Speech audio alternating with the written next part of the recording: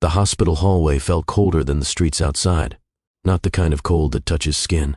The kind that settles in a man's chest and refuses to move.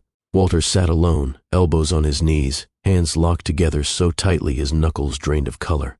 A vending machine hummed at the far end of the corridor. Somewhere, a nurse's shoes whispered against polished floors. Every small sound seemed too loud. He wasn't waiting for surgery results. He wasn't waiting for good news. He was waiting for what little remained of his life to decide whether it would stay or finally let go. Just 6 months earlier, Walter Kingston had stood at the top of Baltimore's financial elite. Boardrooms overlooking the harbor, tailored suits, controlled smiles. Men waited for his approval before moving millions. His name carried weight in Harbor East. Now he sat in a plastic chair with a hospital bracelet on his wrist. The collapse had been quiet. No dramatic headlines, no shouting, just a meeting. A long glass table. 10 board members. Polite expressions. Walter, one of them said carefully, the firm needs new leadership during this restructuring phase. Restructuring. His assets were frozen by morning. Access revoked by noon. Security escort by evening. The men he had mentored avoided eye contact. But that wasn't the first fracture. The first fracture came 2 years before that meeting, inside a sterile office with framed medical degrees on the wall. The doctor's voice had been calm, measured. Your test results indicate severe male factor infertility. Severe. Walter remembered nodding as if it were a minor inconvenience. As if numbers on a chart could never define him. He left before the nurse could hand him brochures. He never scheduled the follow-up consultation. He told no one, not his wife, not his closest friend, not even himself. He buried it beneath quarterly earnings and expansion plans. If he could build an empire, surely biology would correct itself. Pride made that decision easy. Now in the hospital hallway, stripped of title and leverage, the truth returned without permission. His wealth had shielded him from embarrassment. His position had silenced pity. But loss has a way of clearing noise. Money gone. Influence gone. Legacy uncertain. A man can survive public failure. But private doubt? That cuts deeper. Walter leaned forward, pressing his palms against his eyes. For the first time, the question formed without defense, what if I was never meant to build anything that lasts? And in that quiet corridor, with winter pressing against the windows, another question lingered, one that would define everything that followed. What breaks a man first? Losing his money? Or losing his belief that he'll ever be a father? Welcome back to Mr. Dave Stories, where every story reminds us that growth is possible, healing is real, and lessons are everywhere. If this is your first time here, we're honored to have you. Go ahead and hit that subscribe button so you never miss a story that might uplift, inspire, or change the way you see life. Harbor East had trained Walter to believe in glass. Glass towers, glass offices, glass conference rooms suspended above the harbor, like promises that could never break. From the balcony of his penthouse, the city glittered in neat lines of confidence. The water reflected ambition. Below, men in tailored coats stepped out of black sedans and into craft cocktail bars where deals were sealed with small smiles and old bourbon. Walter fit perfectly in that world. A private driver waited downstairs each morning. His calendar was guarded by assistants who feared disappointing him. Restaurant hosts greeted him by name. Investors leaned forward when he spoke. Control, precision, image, that was his language. Which is why the second confirmation came as an insult. The doctor's office overlooked the water, too. Soft decor, neutral colors, careful lighting meant to calm. Walter barely noticed any of it. The physician didn't rush. We've run the tests twice, she said quietly. Your sperm count is significantly below viable levels for natural conception. Walter stared past her, jaw tightening. There are options, she continued. Assisted reproductive treatments, procedures with strong success rates. This isn't uncommon. Roughly 1 in 8 couples face fertility challenges, and male factors contribute to nearly half of those cases. Statistics. Numbers usually comforted him, but this number didn't move like revenue. It didn't respond to strategy. It didn't respect effort. Is it permanent? He asked. Not necessarily, she replied. With intervention. He stopped listening at intervention. Intervention meant help. Help implied weakness. Weakness did not belong in his vocabulary. He straightened his cuffs. Thank you, doctor. "I'll consider the information." He never returned. At home, his wife asked what the appointment revealed. "Routine. Nothing urgent," he answered. And he let silence do the rest. Therapy was suggested once, gently, by a colleague who noticed the strain in Walter's temper.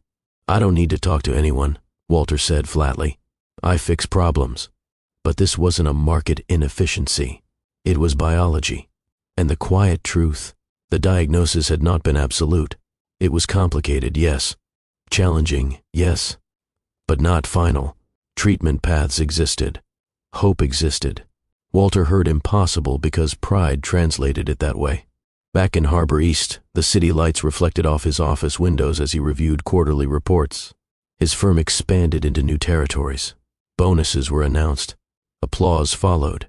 He stood at the center of it all, admired, envied, intact. Yet every celebration carried an echo, because success can amplify what a man is avoiding. He poured himself a drink one evening, staring at the skyline. The harbor looked steady, predictable, obedient to tides, unlike his own body. Unlike his future. The doctor had offered options. His wife had offered patience. His world had offered distraction. Walter chose distraction. He convinced himself that legacy could be measured in buildings and balance sheets. But deep down, something unsettled him, not because of what the doctor said, but because of what he refused to hear. Sometimes it isn't what the doctor says, it's what pride refuses to hear. Markets don't crash loudly for the men who think they control them. They shift. They tighten. They expose weak foundations. The downturn began with numbers Walter believed he could correct. A liquidity issue. A temporary freeze. He assured investors during emergency calls that recovery was already in motion. But this time, confidence wasn't enough. A major partner pulled out. Credit lines collapsed. Regulators began reviewing transactions. The board moved quickly, faster than he expected. There were no raised voices in that final meeting. Only careful language. For the protection of the firm, temporary leadership adjustment, stability during review. Security disabled his access before he reached the elevator. Within weeks, his accounts were under investigation, assets tied up. Legal notices arrived in envelopes thicker than comfort. Calls stopped coming. The driver found another employer. The penthouse lease was terminated. His wife left for her sister's home, asking for space he didn't know how to give. Walter told himself it was temporary. He slept in his car the first night out of stubbornness, the second night out of necessity. By the fourth, stubbornness had lost its voice. He parked near West Baltimore, where no one recognized him. Rows of aging brick houses lined the street. A corner store flickered open late into the night. The harbor wind carried a bite that slid through coat seams and settled into bone. The city no longer reflected him. It ignored him. Condensation gathered on the inside of his windshield as he tried to rest. His tailored coat doubled as a blanket. Street lights hummed overhead. Somewhere in the distance, laughter drifted from a passing group, life continuing without concern for his fall. Hunger humbled him faster than headlines ever could. He avoided mirrors, avoided phone notifications, avoided the truth that no emergency fund could repair this kind of fracture. One evening, exhaustion pressed harder than pride. He stepped out of the car to clear his head. The cold air struck his lungs sharply. His legs felt heavier than they should have. 4 days of broken sleep, 2 days of skipped meals. He leaned against the car door. The world tilted. His vision narrowed, street sounds blurring into a dull rush. He tried to steady himself, but strength doesn't return simply because a man demands it. Walter collapsed onto the pavement. Footsteps approached, not hurried, not alarmed. Just steady. A woman carrying grocery bags paused when she saw him. She wore a thick coat and moved with the alert awareness of someone used to looking out for herself. She set the bags down carefully. "Sir?" she called, keeping distance. No recognition crossed her face. No shock. No whisper of, "Isn't that Walter Kingston?" To her, he was just another man on the ground. And for the first time in his adult life, that's exactly what he was. She stepped closer, assessing him, debating whether to walk away or kneel down. The wind pushed against them both, indifferent. She didn't know she was looking at a man who once moved millions before lunch. She only saw someone who needed help. And here is where the story turns. If you're still watching, tell me in the comments, would you have stopped to help him? Walter did not wake up in the hospital. He woke to the smell of coffee, real coffee, strong, slightly bitter. His eyes opened slowly. The pavement beneath him was still cold, but something had been placed under his head, folded fabric. Sandra stood nearby, holding 2 foam cups. Steam rose between them like a fragile offering. "You passed out," she said plainly. "You hit the ground hard, but not hard enough to crack that ego, I hope." Her tone carried humor, not cruelty. Walter tried to sit up. His body protested. She stepped forward without hesitation and helped steady him. "Easy," she said. "You look like you haven't eaten properly in days." He didn't argue. She handed him 1 cup. "Church outreach down the block. They do hot drinks in the mornings, sometimes sandwiches if you're lucky." Walter hesitated before accepting it. Not because he didn't want it, because he had never taken something handed to him without paying first. Sandra watched him carefully. "It's free," she added. "No board approval required." The corner of his mouth shifted despite himself. He took the cup. The warmth moved through his hands before it reached his chest. For a moment, he closed his eyes and let it settle. "You live around here?" she asked. "Not exactly," he replied. "That's what I figured." She glanced at his coat, his shoes, worn now but clearly expensive once. "Your hands," she said, lifting her brow. "They're soft." Walter stiffened. "I mean that respectfully," she continued. "You don't look like you've had to carry groceries up 3 flights of stairs in August." A pause. "Or shovel snow," she added. He looked down at his palms. They did look different from the men who stood outside the corner store. Less rough, less tested. "I used to work indoors," he said carefully. "Must be nice." There was no bitterness in her voice, just observation. They sat side by side on the low concrete step near the church building. Cars passed. A bus groaned at the corner. The winter sky hung gray but not hostile. "You ever been to a from?" Sandra asked suddenly. Walter shook his head. She smiled. "You missed out. Music everywhere. Food that makes you forgive the heat. Whole neighborhood shows up like we actually like each other for once." Her eyes brightened at the memory. "My mama used to take me every summer. Said it reminded her that Baltimore still had rhythm." Walter listened, not as a man analyzing opportunity, not as a strategist, just as a man listening. "City's got layers," she continued. "People only see what they want. Harbor East folks think this side is broken. Folks over here think Harbor East forgot it came from somewhere." Walter felt the truth of that more than he expected. He had built his empire across the water. He had rarely crossed back without tinted windows. "You don't talk much," Sandra observed. "I'm thinking." "Careful with that. Too much thinking can make you miss what's right in front of you." She stood and offered him her hand. This time, he didn't hesitate. Her grip was firm. Grounded. For the first time in months, Walter allowed someone to help him stand without calculating the cost. He took a slow breath, and something subtle shifted. Not his circumstances, not his legal troubles, just his posture. Humility doesn't arrive as humiliation. Sometimes it begins with accepting a cup of coffee. Sandra picked up her grocery bags. "You got somewhere warm to go?" she asked. He paused. "No," he admitted. She studied him for a long second. "Well," she said finally, "you can't stay out here freezing, and I'm not dragging a stranger's body to the ER again. So you can walk with me, at least until you look less like you're about to meet your ancestors." He almost laughed. Almost. And as they began walking down the block together, past row houses, past murals painted in bold color, past life continuing without apology, Walter felt something unfamiliar. He was no longer above anyone. He was beside someone. What happens when the person you thought was beneath you becomes the reason you're breathing? Sandra did not take Walter far. 3 blocks, 1 left turn. A narrow row house with chipped blue paint and a stubborn front door that required a shoulder push to close properly. "It sticks," she said casually as he stepped inside.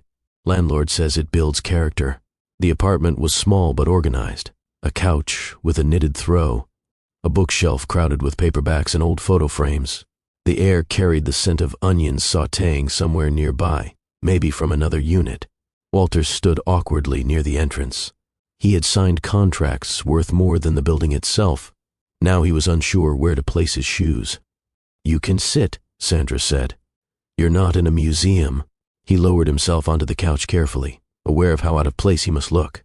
She moved with efficiency. Water on the stove, cabinet doors opening, a bowl placed in front of him minutes later. Soup. Simple. Hot. Eat slow, she warned. Your body's probably mad at you. He obeyed. The first spoonful felt almost shocking, warmth spreading through a system that had been neglected too long. Sandra watched without staring. You don't talk about yourself, she said eventually. Not much to say. That's never true. He met her gaze. It was steady, not probing, just patient. What about you? He redirected. She leaned back against the counter. I used to be a CNA, she said. Certified nursing assistant. Worked long shifts, double shifts sometimes. Took care of people who couldn't move on their own. Walter blinked. That hadn't been what he expected. What happened? Hospital bills, she replied plainly. Not even mine. My mom's. Insurance only covers so much. Debt doesn't care how hard you work. No self-pity, just fact. Missed enough payments, and suddenly the place you've called home for years belongs to someone else. Walter understood financial language. He understood assets. He had rarely considered how medical debt could dismantle stability so quickly. You still work? He asked. Sometimes private care, sometimes temp shifts, sometimes whatever pays. She shrugged. Life doesn't give refunds. He studied her differently now, not as someone surviving the margins, but as someone who had once held fragile lives steady with her own hands. And you? She asked again. He paused. What could he say? Former CEO? Board removal? Frozen accounts? Legal investigation? The words felt too large for the room. I worked in finance, he said carefully. Things didn't go well. That's the polite version, she replied with a small smile. He nodded. She walked over and sat across from him. You got that look, she said. What look? The one that says you're not used to losing? Walter didn't deny it. Silence lingered, not heavy, just honest. Over the next several days, routine formed quietly. Walter showered. Shaved with a disposable razor she handed him without comment. Borrowed an old sweatshirt that didn't quite fit his shoulders. He helped wash dishes. Took out trash. Walked to the corner store with her. His body regained strength gradually. He noticed details he once ignored. Neighbors greeting each other by name. Kids racing bikes down narrow sidewalks. Someone practicing trumpet badly but confidently in the late afternoon. Sandra teased him often. You fold laundry like you're preparing a quarterly report, she said one evening. It's efficient. It's dramatic, she corrected. Relax. He found himself laughing more than he expected. Not loudly, but genuinely. She told stories about difficult patients who demanded grape juice at 3 a.m, about co-workers who smuggled extra pudding cups to residents who felt forgotten. You learn a lot taking care of people, she said. Mostly that pride doesn't matter much when someone can't breathe. The words settled somewhere deep in him. He almost told her everything that night. Almost. Instead, he said, You ever regret staying in Baltimore? She shook her head. City's rough. But it's mine. Romantic tension did not arrive dramatically. It appeared in small glances. In the way her hand brushed his when passing a plate. In the way he noticed how tired she looked after long shifts. In the way she noticed when he drifted into quiet thought. One evening, while waiting for the bus, she nudged his arm. You're adjusting, she said. To what? To not being in charge. He gave a faint smile. Maybe. Careful, she added. You're almost human. He laughed softly. But beneath the warmth, beneath the rebuilding of strength, beneath the shared meals and teasing, Walter carried his secret like a folded document in his pocket. He had not told her his full name, had not mentioned Harbor East, had not admitted that his face once appeared in business journals. He told himself it was temporary. He told himself it didn't matter. He told himself she deserved to know him without influence attached. But truth delayed has weight. And weight, eventually, demands to be carried. The apartment no longer felt temporary. Walter noticed it one evening while standing at the sink, sleeves rolled, rinsing dishes as Sandra dried them with a faded kitchen towel. The rhythm between them had become easy. No instructions, no tension, just movement shared without negotiation. You missed a spot, she said, leaning closer to inspect a plate. I did not. She held it up to the light. Right there. Evidence. He leaned in, shoulder brushing hers, and for a second neither of them moved away. It was subtle, not dramatic, just warmth lingering longer than necessary. Outside, a siren passed in the distance. A bus exhaled at the corner. Life continued its steady motion. Sandra set the plate down. "You're smiling more," she observed. "Am the first?" "Yeah. You used to look like someone calculating exits." He dried his hands slowly.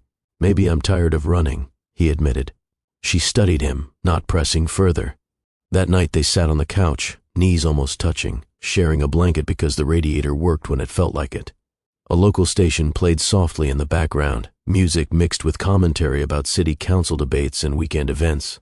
"Afram's coming up again in a few months," Sandra said. "If you're still around, I'll show you what real Baltimore feels like." "If I'm still around?" he repeated. "You strike me as someone who doesn't stay in one place long." He hesitated. Because she wasn't wrong. There were emails he hadn't opened, voicemails from attorneys, notices about hearings he could no longer ignore. His legal situation had not vanished simply because he found temporary shelter. "I might have to handle something soon," he said carefully. "Handle what?" "Old business." Sandra tilted her head. "That sounds vague on purpose." He gave a faint smile. "It is." She didn't laugh this time. "You don't owe me details," she said. "But disappearing without explanation? That's different." The word lingered. Disappearing. He thought about how easily he had disappeared from his old life. How quickly people adjusted. How silence filled the gaps he left. "I wouldn't do that," he said. But even as the words left his mouth, uncertainty followed them. Days passed. They grew closer in ways that felt both natural and fragile. She rested her head briefly against his shoulder one afternoon after a long shift. He adjusted the blanket without comment. She fell asleep within minutes, exhaustion overtaking her. He watched her breathe. He thought about how she had found him on the pavement and chosen to stay. He thought about how she still didn't know who he truly was. He imagined telling her, "I once had more money than this block will see in a decade. I lost it. I'm being investigated. I slept in my car because I didn't know how to ask for help." The confession formed fully in his mind, but timing felt complicated. Then came the call he could no longer avoid. A court date advanced. Documentation required in person. Failure to appear would escalate everything. He stepped outside to take the call, breath visible in the cold air. "Yes," he said into the phone. "I'll be there." When he returned inside, Sandra looked up from the table. "Everything okay?" "Just something I have to take care of tomorrow," he said. "Tomorrow?" He nodded. "How long?" "I'm not sure." Silence stretched between them, not hostile, but heavy with what was not being said. "You'll come back?" she asked quietly. He held her gaze. "Yes." The next morning he left before sunrise. He didn't wake her. He told himself it was kindness. She needed rest before her shift. He closed the door carefully behind him. Sandra woke to an empty apartment.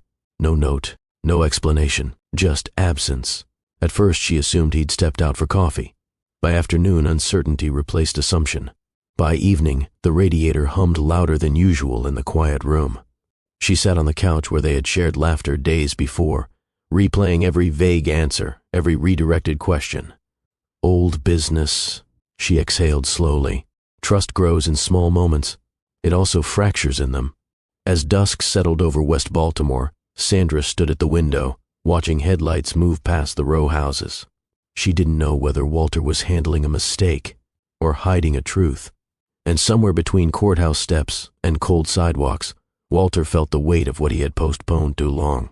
Because affection built on silence is delicate, and the question neither of them could avoid began to take shape. Is love real if it starts with a lie? The courthouse steps felt different from boardroom floors. Stone instead of glass. Echo instead of applause. Walter stood outside after the hearing, coat buttoned tight against the cold. The legal review had not ended in disaster. It had not ended in victory either. But something shifted. Several accounts were released pending further audit. Restrictions eased. Not freedom, but oxygen. His attorney made it clear the firm would distance itself. But criminal charges were unlikely. Civil penalties, yes. Reputation damage, certainly. Prison, no. Walter exhaled for what felt like the first time in weeks. He wasn't restored, but he wasn't finished. Over the next few days, he did something he had never done before. He asked for work. Quietly. Not as CEO. Not as founder. As a consultant. Old contacts hesitated. Some declined. One agreed. A temporary advisory role reviewing distressed portfolios. Modest pay compared to his former income, but legitimate. The first deposit into his personal account felt smaller than he expected. It also felt honest. He rented a short-term room near downtown. Nothing luxurious. A bed, a desk, a window overlooking a parking lot. Each evening, his thoughts returned to the same place. Sandra. He replayed the look in her eyes when he said, "Old business." He should have left a note. He should have told her more. 3 days passed before he finally walked back toward West Baltimore. Each step felt heavier than any courtroom appearance. When he reached the row house, the chipped blue paint looked exactly the same. He knocked. No answer. He waited. A neighbor glanced at him briefly and moved on. He knocked again. Footsteps approached from inside. The door opened. Sandra stood there, arms folded. She looked tired, but steady. "You came back," she said. "I said I would." "You didn't say when." He nodded once. "You disappeared," she continued. "That's different." He swallowed. "You deserved better than that." "Yes," she replied calmly. "I did." He stepped forward slightly but didn't cross the threshold. "I went to court," he said. Her expression shifted. Not shock, not fear, just attention. "I was the CEO of a financial firm in Harbor East," he continued. "I lost it. The board forced me out. Assets were frozen. I've been under investigation." He held her gaze. "My full name is Walter Kingston." Silence settled between them. No dramatic reaction. No raised voice. Just processing. "You think I didn't recognize you?" she asked quietly. His breath stalled. "I worked in hospitals," she said. "Patients used to read business journals in waiting rooms. I've seen your face before." Walter blinked. "You never said anything," he replied. "You never asked." The words landed clean. "I wanted to know you without all of that," he said. "Without money, without reputation, and instead you gave me half a version," she answered. He had no defense for that. "I didn't know how to tell you once things started changing," he admitted. "Once we started caring?" She supplied. "Yes." Sandra stepped outside, closing the door behind her. "Do you know what bothered me?" she asked. "The money." She shook her head. "The timing." He frowned slightly. "Trust isn't about money," she said. "It's about timing. You chose when I got the truth. That's control." Walter felt that more sharply than any boardroom accusation. "I was afraid," he said. "Of what?" "That you'd see me differently." She held his eyes steadily. "I already did." A long pause. "I saw someone who didn't know how to ask for help," she continued. "Someone who thought losing status meant losing worth." Walter's voice softened. "And now?" She studied him carefully. "Now I'm deciding whether you're strong enough to stand beside me without hiding again." The wind moved lightly down the street, carrying distant traffic noise. Walter did not reach for her, did not attempt to close distance with charm. He simply said, "I don't want to hide anymore." Sandra exhaled slowly. "Good," she replied. "Because I don't date ghosts." Their eyes held. The truth had been spoken, not explosively, not theatrically, but clearly, and in that quiet West Baltimore street, something fragile shifted, not broken beyond repair, but no longer naive, because she had known, and he had delayed. And sometimes the damage isn't in the lie. It's in when you choose to tell the truth. Trust isn't about money. It's about timing. The days after Walter's confession were not dramatic. There were no grand speeches, no cinematic reconciliations. There was distance, not physical but careful. Sandra did not invite him back inside immediately that afternoon. Instead, they walked. West Baltimore moved around them in its usual rhythm. Kids bounced a worn basketball near a chain-link fence. A woman leaned from an upstairs window, calling someone in for dinner. A city bus exhaled at the corner before pulling away. "You're staying downtown now?" Sandra asked. "Yes." "Paid for?" "Yes." She nodded once. "Good." They walked in silence for a few steps. "I don't need saving," she said finally. Walter glanced at her. "I didn't say you did." "You were about to," she replied without looking at him. "It's in your posture." He almost smiled at that. Maybe I was, he admitted. She stopped walking and turned to face him. Let me make something clear, she said, her tone steady. If we move forward, it's not because you can fix my situation. It's because you respect it. I do, he said immediately. Respect doesn't rush to rescue, she continued. It asks what's needed. Walter felt the shift happening inside him, subtle but real. In his old world, solutions were decisive. Problems were eliminated. Weakness was removed. Sandra was not a problem. Her life was not a deficiency. It was lived experience. I don't want to rescue you, he said slowly. I want to build something with you. She studied him, measuring sincerity. That sounds better, she replied. They resumed walking. Later that evening, she did invite him inside. The apartment felt familiar again, but slightly rearranged, as if the air itself had been moved around. He sat on the couch. She brought tea instead of soup this time. You nervous? She asked, handing him the mug. Yes. Good, she said. Means you care. He let out a quiet breath. I've been thinking, he began.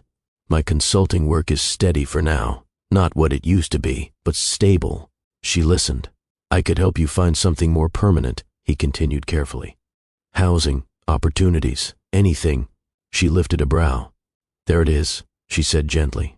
He stopped himself. I don't want charity, she said. I want partnership. And what does that look like to you? He asked. It looks like you asking what I want instead of deciding. He nodded slowly. What do you want? He asked. The question settled between them, real this time. Sandra leaned back, considering. I want stability, she said. Not luxury, stability. I want to work again consistently in healthcare. I want a place that's mine, not temporary. And I want someone beside me who doesn't measure love in transactions. Walter absorbed every word. I can support that, he said. Without taking control, she gave a small smile. Now you're learning. The tension that had lived between them began to ease. Not gone, but softer. Later, as evening deepened, they sat closer than before. Not rushed, not urgent, just aware. Sandra reached for his hand first. Her fingers were warm. You're different from the man I found on the sidewalk, she said quietly. He was tired, Walter replied. No, she corrected gently. He was proud. And now you're listening. He held her gaze. Their closeness shifted naturally, a forehead resting briefly against the other's, breath shared in small space. His hand moved to her waist carefully, giving her time to step back if she wished. She didn't. The kiss was unhurried, not a claim, not a conquest. A decision. When they parted, she rested her head against his chest. You still have work to do, she murmured. I know. Good. He smiled faintly.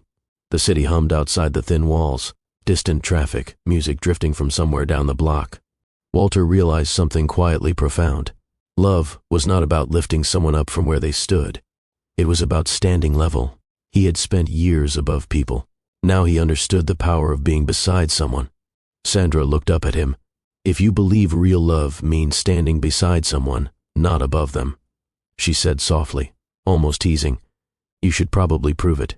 Walter let out a quiet laugh. I intend to.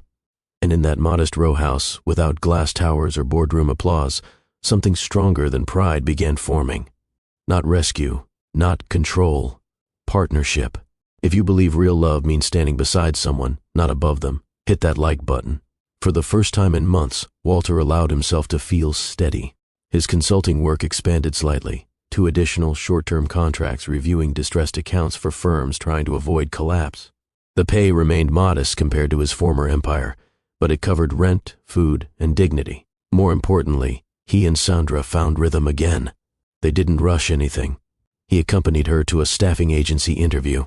She declined his offer to speak on her behalf. I've handled worse than paperwork, she reminded him.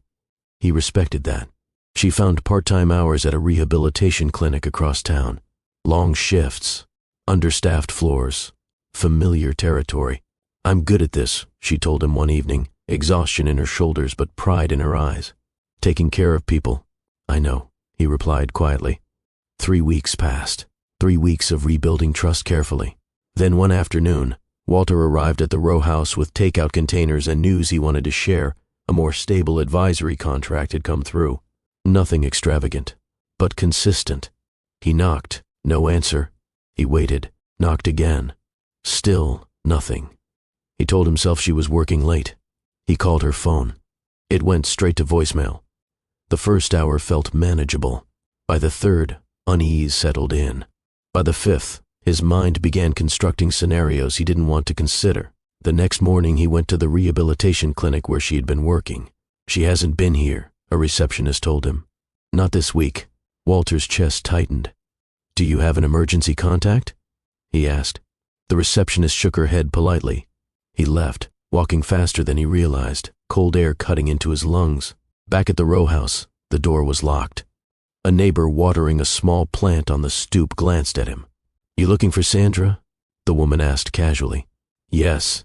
She packed a bag a few days ago, said she had something important to handle." Walter felt the words drop heavily. "Did she say where?" The woman shrugged. "Clinic, I think. Medical something. Medical." Walter's thoughts shifted instantly. He went downtown first, then remembered something Sandra had mentioned once in passing. A fertility clinic across town. She had been quiet that day when a commercial for IVF played during a television program. He hadn't thought much of it at the time. Now he did. The clinic lobby smelled faintly of disinfectant and soft lavender. He approached the front desk. "I'm looking for someone," he began carefully. "Sandra." The receptionist glanced at her computer. "I can't release personal information," she replied professionally. "I understand," he said quickly. "I just need to know if she's safe."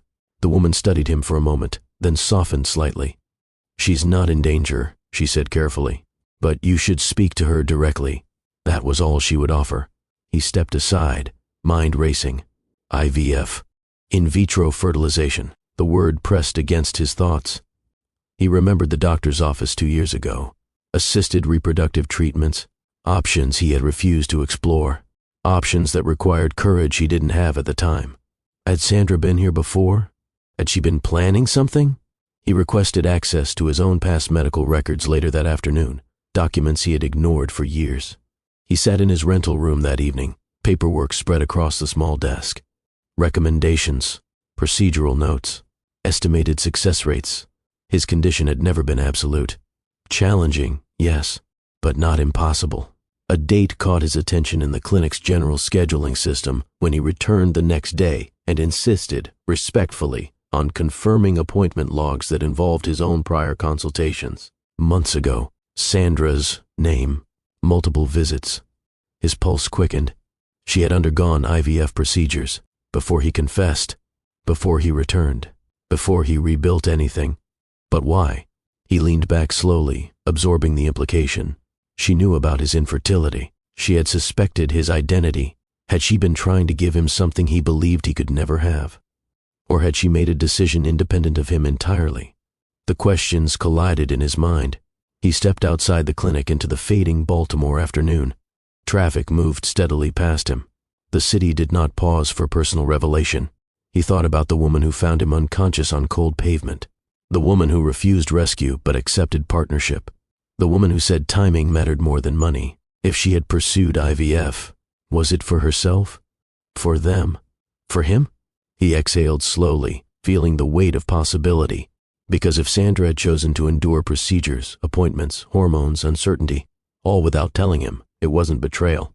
It was sacrifice. Or independence. Or both.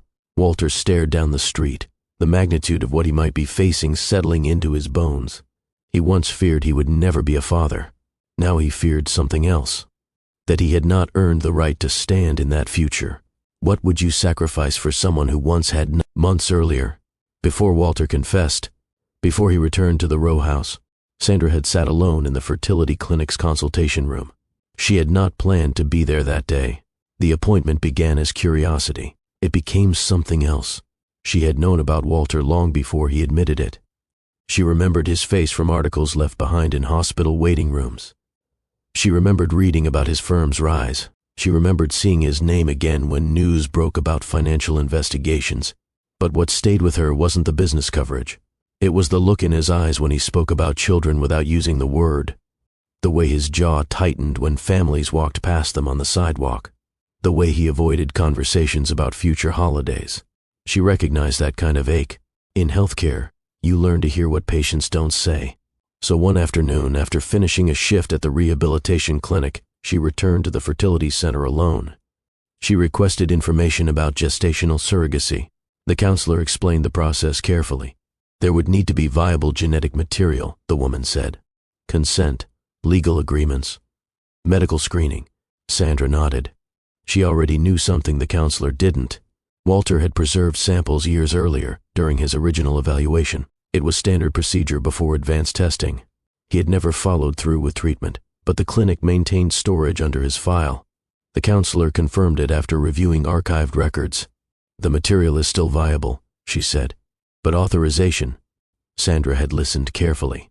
Walter had once signed broad preservation consent during diagnostic procedures, standard documentation allowing medical usage pending future directive. He had walked away from the process. Sandra saw something different, hope he had abandoned. Her decision did not happen impulsively.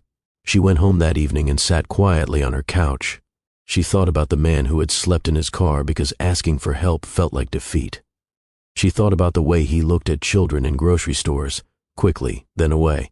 She thought about what it meant to love someone who believed he had nothing left to offer the world. Sandra returned to the clinic the following week. She underwent screening, blood tests, hormone panels, psychological evaluation. Why are you doing this? The physician asked gently. Sandra answered honestly. Because he thinks something in him is broken. The embryo transfer procedure was explained thoroughly. Risks discussed. Multiple implantation possibilities acknowledged. Sandra signed every document with steady handwriting. She did not tell Walter, not because she wanted secrecy, but because she wanted certainty first. If it failed, he would never know. If it succeeded, she would tell him when he was strong enough to receive it. The transfer occurred on a quiet morning. She lay still afterward, staring at the ceiling, aware that her body had become more than her own. 2 weeks later, the call came. Positive. Her breath caught. Further testing followed. Hormone levels higher than expected. Ultrasound scheduled. She lay on the examination table, fingers gripping the edge lightly as the technician moved the wand across her abdomen. The screen flickered, then steadied. The technician paused. There are multiple heartbeats, she said carefully. Sandra's heart pounded. How many? She whispered. The technician adjusted the image. 3 distinct rhythms pulsed across the screen. 3. The doctor entered minutes later to confirm. Triplets, he said gently. It's rare, but not unheard of with assisted procedures. Sandra felt the weight of the word. Triplets. 3 lives. 3 answers to a pain Walter had carried in silence for years. She sat in her car afterward, hands resting on the steering wheel, breathing slowly. This was no longer symbolic. It was real. She had intended to give him hope. Instead, she was carrying a miracle multiplied. And she still hadn't told him. Because timing mattered. And she wanted the moment to be free of fear. But life rarely waits for perfect timing. Triplets changed everything. Not all at once. Gradually. At first, Sandra managed the symptoms quietly. Fatigue that clung to her bones. Waves of nausea that arrived without warning. A heaviness that felt different from ordinary pregnancy descriptions she had read. She reduced her shifts at the rehabilitation clinic without explanation. I need fewer hours, she told the supervisor simply. Her body required more than she expected. Carrying 3 lives meant triple demand. Nutrients, circulation, strength. The doctor outlined the risks during her next appointment. Multiple gestations increase complications, he said carefully. Preterm labor, hypertension, gestational diabetes, hemorrhage risk. Sandra listened without flinching. I understand, she replied. Do you have support? The doctor asked. She hesitated only briefly. Yes, she said. But she hadn't called Walter. Not yet. She had planned to tell him after the first trimester, once risk percentages dropped, once viability felt stable, once she could say the words without fear wrapping around them. Weeks passed. Her abdomen grew more quickly than expected. Strangers began offering seats on buses without hesitation. She began attending appointments alone. Ultrasound monitors filled with rapid flickering heartbeats, 3 steady rhythms moving in fragile coordination. She spoke softly to them in the privacy of her apartment. You don't know him yet, she murmured once, resting her palm against her stomach. But he'll love you fiercely. Winter shifted toward early spring, but Baltimore's air still carried a chill. One evening, sharp pain tightened across her lower abdomen. Not ordinary discomfort. Different. Persistent. She sat down slowly, waiting for it to pass. It didn't.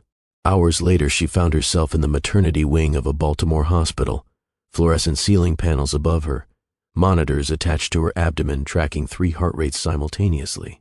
The nurse adjusted the straps. Your blood pressure is elevated, she said calmly. We're going to monitor you closely. Sandra nodded, jaw set. The doctor arrived soon after.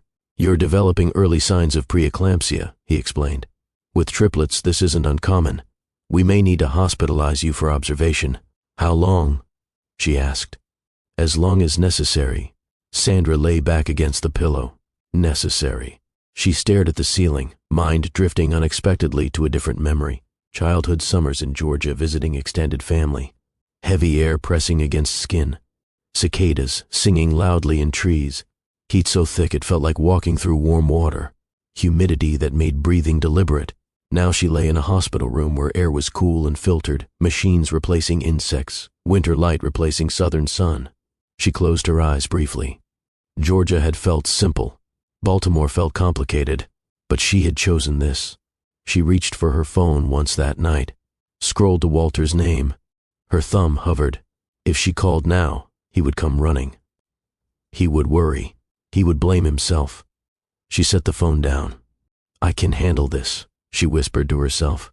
The following days were tightly controlled, medication administered, blood pressure monitored hourly, diet adjusted, movement restricted. The babies remained stable.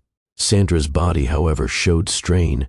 Swelling increased, headaches intensified, vision blurred intermittently.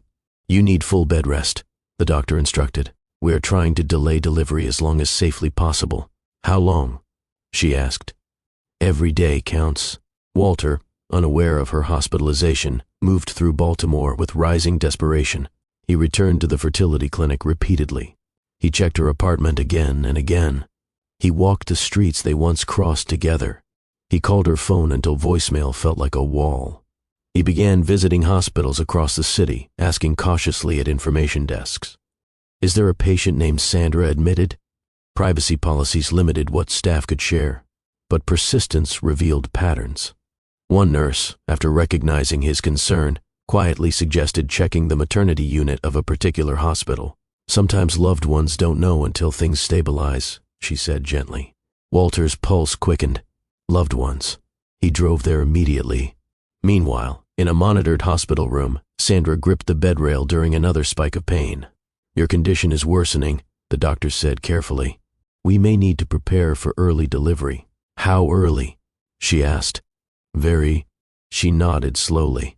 Fear did not show on her face, but it lived in her chest.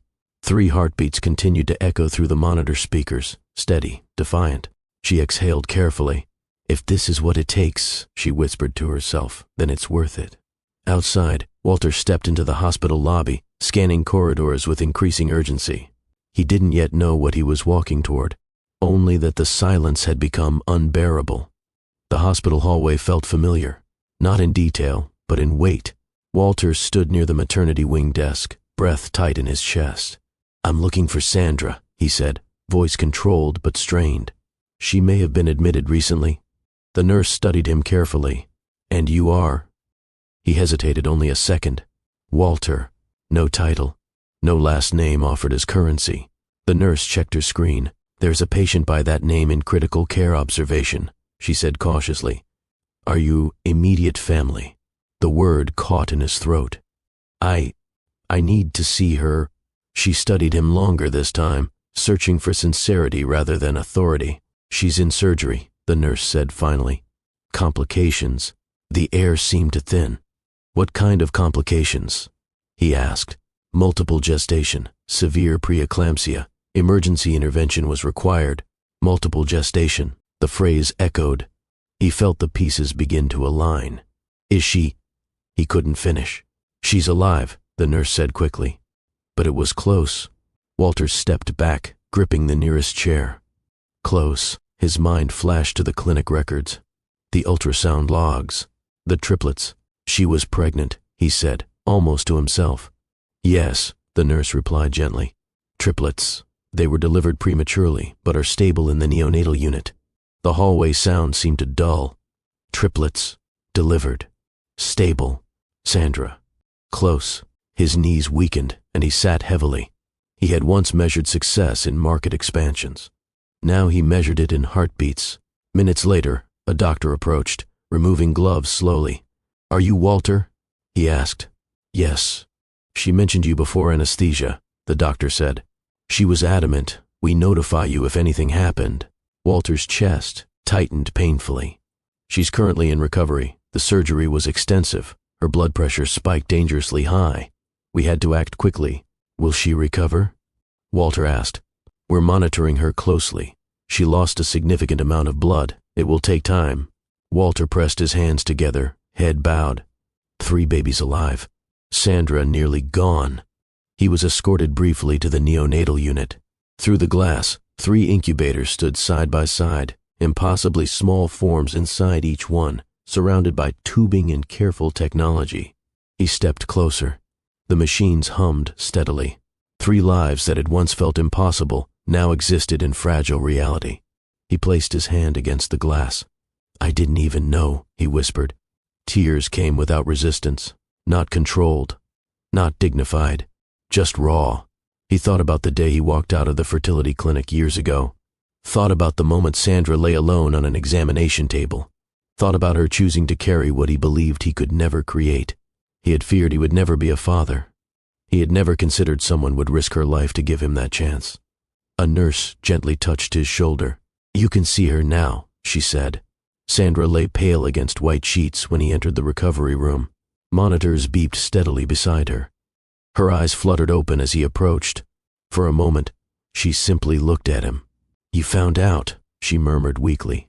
Yes, he replied, voice breaking. Why didn't you tell me? A faint, tired smile touched her lips. Timing, she whispered. He lowered himself beside the bed carefully, taking her hand, careful of IV lines and monitors. You almost... His voice failed. I knew the risks, she said softly. You deserved hope. He shook his head, tears falling freely. I deserved truth, not sacrifice. Her grip tightened faintly. I wanted to give you something no board could take, she said. His shoulders trembled. I would have chosen you over anything, he said firmly. Over all of it. Her eyes softened. You have both now, she whispered. Just don't waste it. Emotion surged through him. Gratitude, terror, love, humility, all colliding at once. The man who once feared losing money now feared losing breath beside this hospital bed. 3 babies survived. Sandra nearly didn't. The hallway outside continued its quiet activity. Nurses moving, carts rolling, life pressing forward. Walter remained seated beside her, forehead resting gently against her hand. A miracle had arrived, but it had demanded everything. And as machines continued their steady rhythm, one final question lingered heavier than any verdict he had faced. What is a miracle worth, if it almost costs a life? Sandra did not wake fully for 2 days. The surgery had stabilized her, but her body required rest. Monitors tracked blood pressure, oxygen, heart rhythm. Nurses moved quietly in and out of the room, adjusting lines, checking charts, speaking in low tones. Walter did not leave.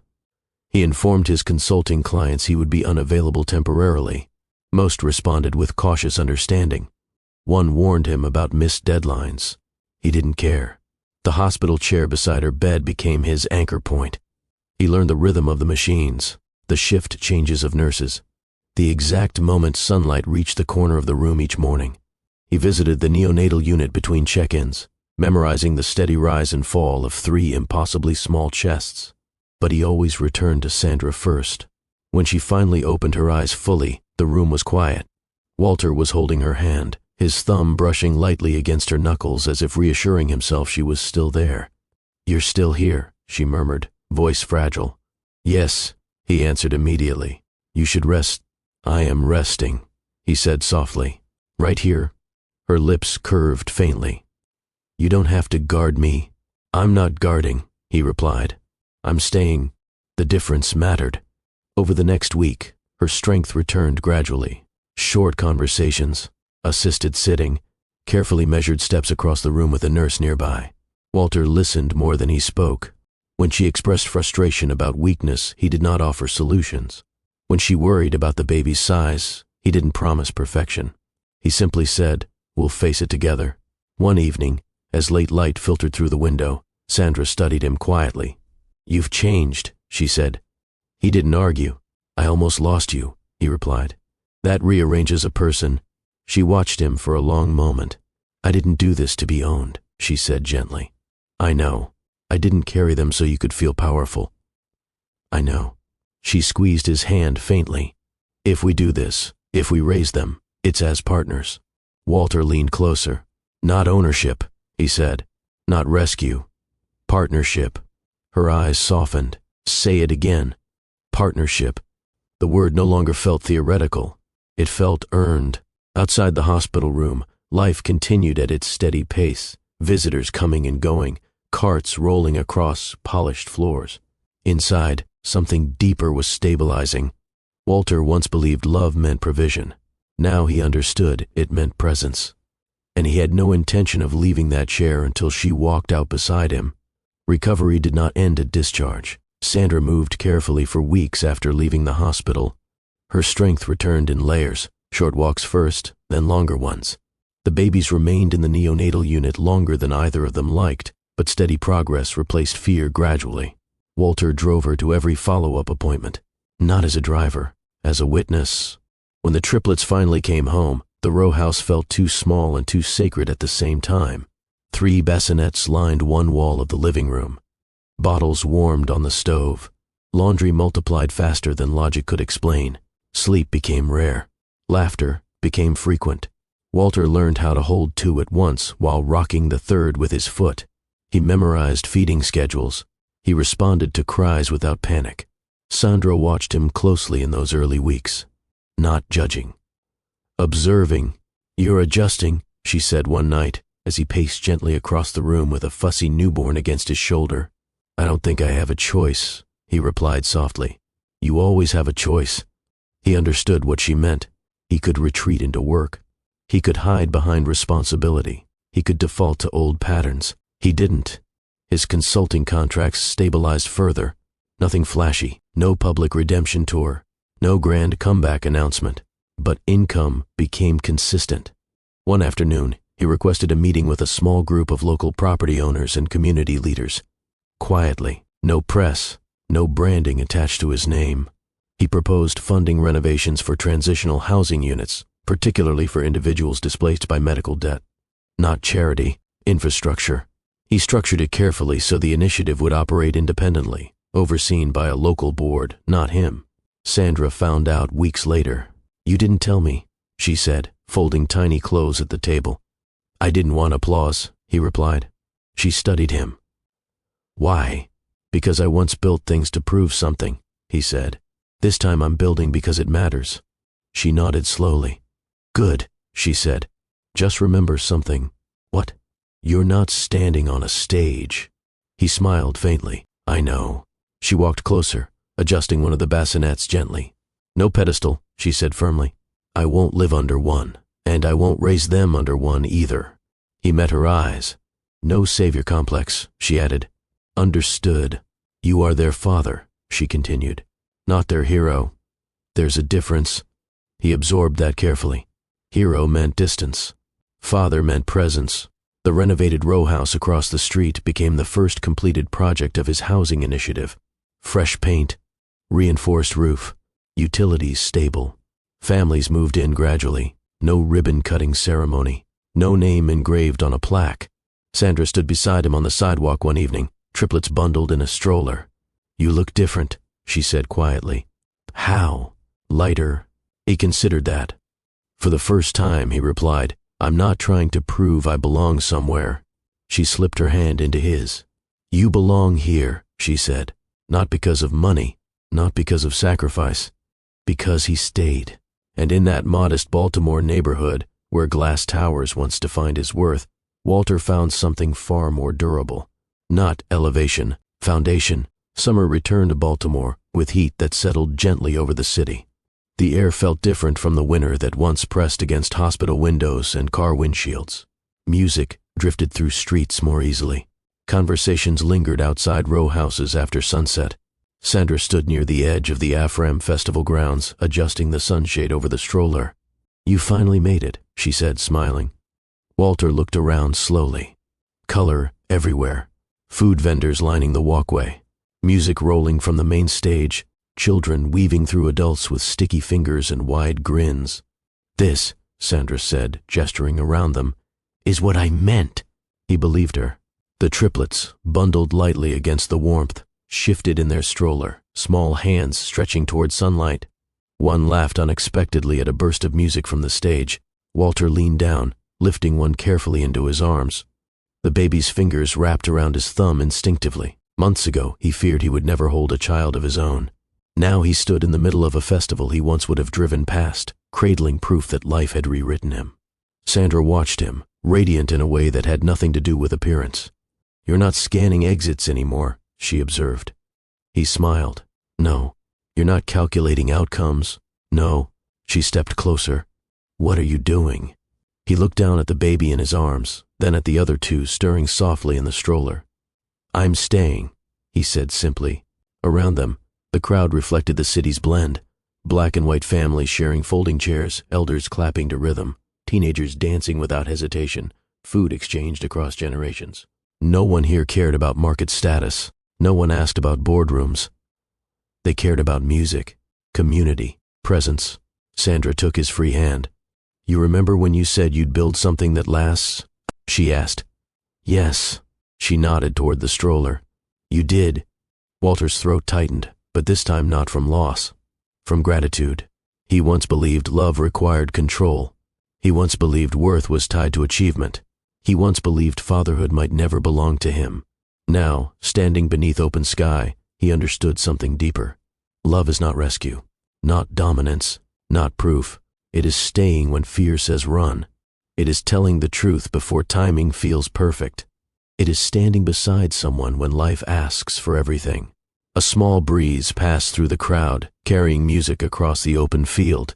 One of the babies began laughing loudly, startled by applause near the stage. Walter laughed with them, fully, freely, without calculation. Sandra leaned her head briefly against his shoulder. "You're humbled," she said softly. "Yes," he answered. "And grateful." The festival lights flickered on as evening approached. The sky shifted toward gold and violet. Walter adjusted the stroller carefully as they began walking through the crowd together, not above anyone, not apart, together. "And now, I'll leave you with one question. What does love look like when it finally stops running?"